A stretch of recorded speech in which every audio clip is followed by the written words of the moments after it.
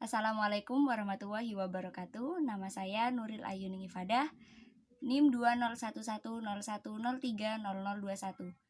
Saya dari kelas C1 akan memaparkan materi yang berjudul Pengembangan Organisasi Pendidikan Islam.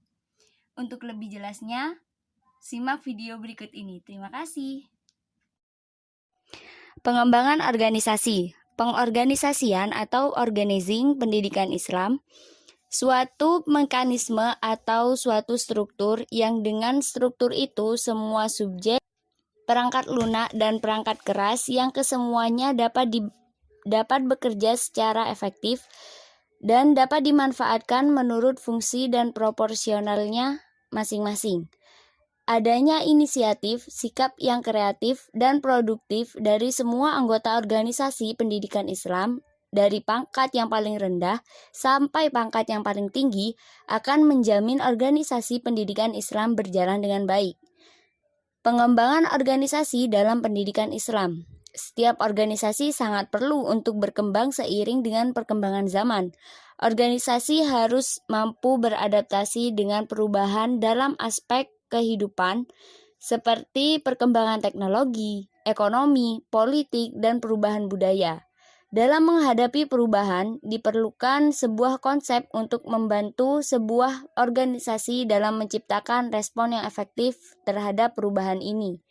Jadi, perubahan dibutuhkan setiap organisasi dalam rangka survive and develop, ketahanan dan tumbuh kembang,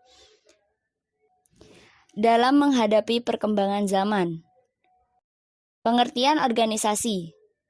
Pengembangan organisasi merupakan sebuah pendekatan komprehensif terhadap perubahan yang direncanakan, yang didesain untuk memperbaiki efektivitas organisasi secara menyeluruh. Pengembangan organisasi merupakan penerapan pengetahuan ilmu tentang perilaku, yang sering disebut dengan behavioral science knowledge, dalam suatu upaya jangka panjang untuk memperbaiki kemampuan sebuah organisasi dalam rangka menghadapi perubahan lingkungan eksternal dan untuk meningkatkan kemampuan pemecahan masalah internalnya. Dalam Al-Quran, terdapat beberapa ayat yang dengan tegas menunjukkan tentang pentingnya memberikan porsi job description yang tepat dalam melaksanakan suatu tugas. Nilai-nilai pengorganisasian tersebut terdapat dalam Al-Quran surat Al-An'am ayat 132 dan surat At-Taubah ayat 105. A'udzu billahi minasyaitonir rajim. Bismillahirrahmanirrahim. Walikulli darajatum mimma amilu wa ma rabbuka bighafilin amma ya'malun. Shadaqallahul azim. Yang artinya masing-masing orang memperoleh derajat-derajat yang seimbang dengan apa yang dikerjakannya, dan Tuhanmu tidak lengah dari apa yang mereka kerjakan. Surat Al-An'am ayat 132. A'udzu billahi minasyaitonir rajim. Bismillahirrahmanirrahim. Faqul ya'malu fasayarallahu 'amalakum wa rasuluhu wal mu'minun wa satarudduna ila 'alimil ghaibi wasyahadati fayunabbi'ukum bima kuntum ta'malun. Shadaqallahul azim.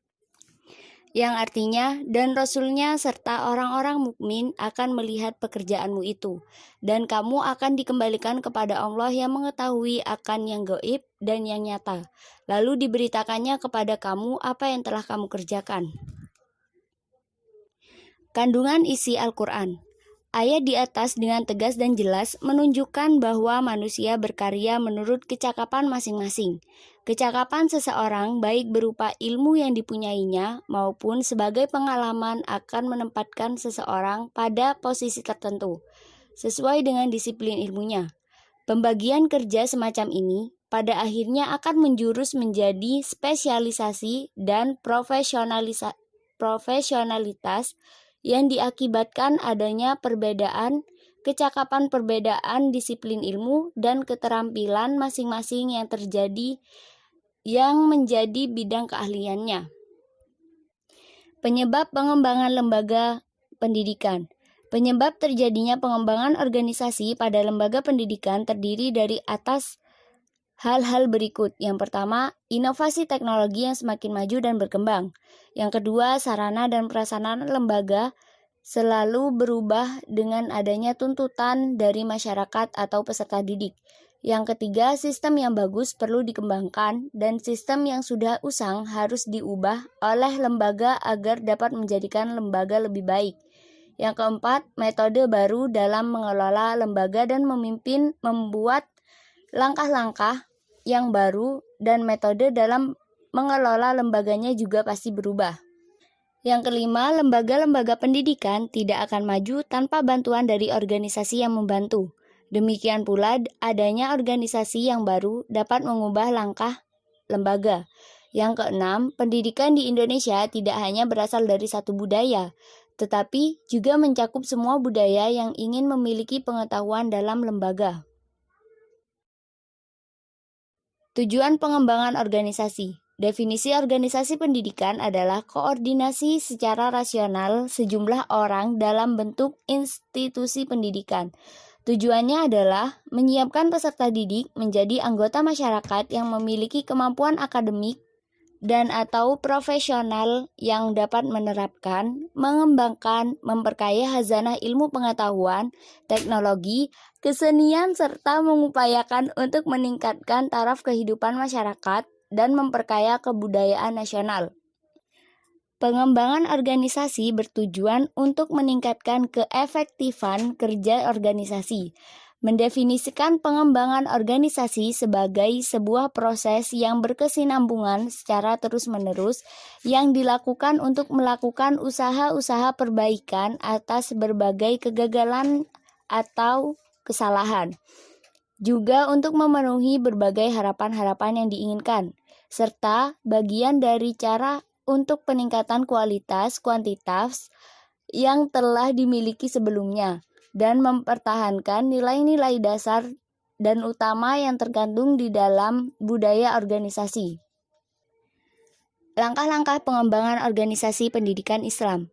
Proses perubahan primer pada program-program pengembangan organisasi adalah kegiatan action research, yakni proses pemecahan masalah yang berlandaskan data. Langkah pokok dalam pengembangan organisasi ini ialah: yang pertama, mengumpulkan informasi tentang masalah-masalah atau hal-hal yang perlu diperhatikan dan perubahan-perubahan yang diperlukan dari para anggota organisasi bersangkutan. Yang kedua, mengorganisasi informasi tersebut dengan cara tertentu yang bermakna dan kemudian membagikannya kepada semua pihak yang terlibat dalam upaya perubahan tersebut. Yang terakhir, melaksanakan perencanaan dan melaksanakan kegiatan-kegiatan khusus guna memperbaiki masalah-masalah yang teridentifikasi. Selanjutnya, strategi model pengembangan lembaga pendidikan. Menurut James L. Gibson, bahwa strategi pengembangan lembaga pendidikan adalah proses yang meningkatkan efektivitas keorganisasian dengan mengintegritaskan keinginan individu terhadap pertumbuhan dan perkembangan tujuan keorganisasian. Secara khusus, proses ini merupakan usaha mengadakan perubahan secara berencana yang meliputi suatu sistem total sepanjang periode tertentu, dan usaha mengadakan perubahan ini berkaitan dengan misi organisasi tersebut.